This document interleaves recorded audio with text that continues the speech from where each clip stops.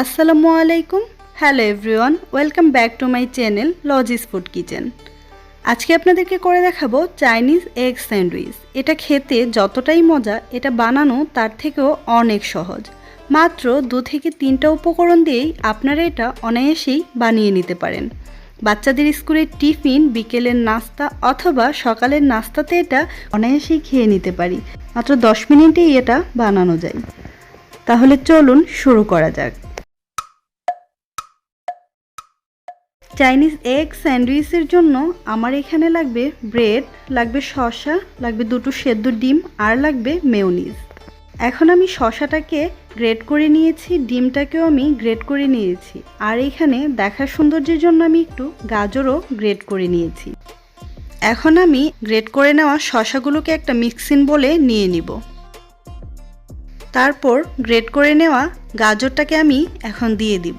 গাজরটা আপনারা না দিলেও পারবেন, এটা জাস্ট অপশনাল, আমি দেখার সৌন্দর্যে দিয়েছি। তারপর গ্রেট করে নেওয়া ডিমটাকেও এখন আমি দিয়ে দিব।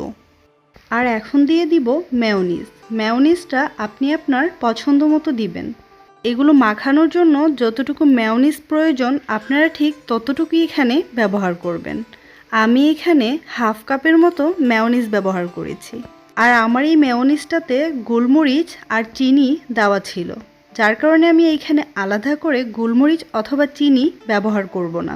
আপনাদের মেয়োনিজটাতে যদি চিনি অথবা গোলমরিচ দেওয়া না থাকে, সেক্ষেত্রে আপনারা এখানে হাফ চামচ গোলমরিচ আর হাফ চামচ চিনি অ্যাড করে দিবেন। তারপর এখন সবগুলোকে আমি ভালো করে মিশিয়ে নিব। খুব ভালো করে এটাকে মিশিয়ে নিতে হবে। আমার এগুলো ভালো করে মেশানো হয়ে গিয়েছে। এখন এটাকে আমি একটু সাইডে রেখে নিয়ে নিব ব্রেড। আর এখন আমি ব্রেডের সাইডের অংশটুকু কেটে নিব। না কাটলেও হবে, আমি জাস্ট দেখার সৌন্দর্যে এটাকে কেটে নিব। আর এখনই নিয়ে নিব একটা ব্রেড, আর তার উপরে মেয়োনিজের মিশ্রণটাকে আমি ভালোভাবে উপরে বিছিয়ে দিব। খুব ভালো করে বিছিয়ে দিতে হবে যেন চারপাশে একদম সমান পরিমাণ থাকে। এটা আপনারা আপনাদের পছন্দ অনুযায়ী দিয়ে দিবেন। আপনাদের এটা যতটুকু খেতে ভালো লাগবে ততটুকুই আপনারা এখানে ব্যবহার করবেন। আমি আমার প্রয়োজন মতো এখানে দিয়ে দিচ্ছি। এভাবে আমি একটা লেয়ার করে নিব। একটা লেয়ার হয়ে যাওয়ার পর এর উপরে আরও একটা ব্রেড দিয়ে দিব। তারপর আমি আবারও আরেক লেয়ার মেয়োনিজের মিশ্রণ দিয়ে দিব। এটাকেও আমি ভালো করে বিছিয়ে নিব। এবারে দিয়ে দিব আরও একটা ব্রেড। আমি এটাকে 3টা লেয়ারে করব, আপনারা 2টো লেয়ারেও করে নিতে পারেন। তারপর একটা ছুরি দিয়ে ঠিক এভাবেই মাঝখান থেকে কেটে নিব।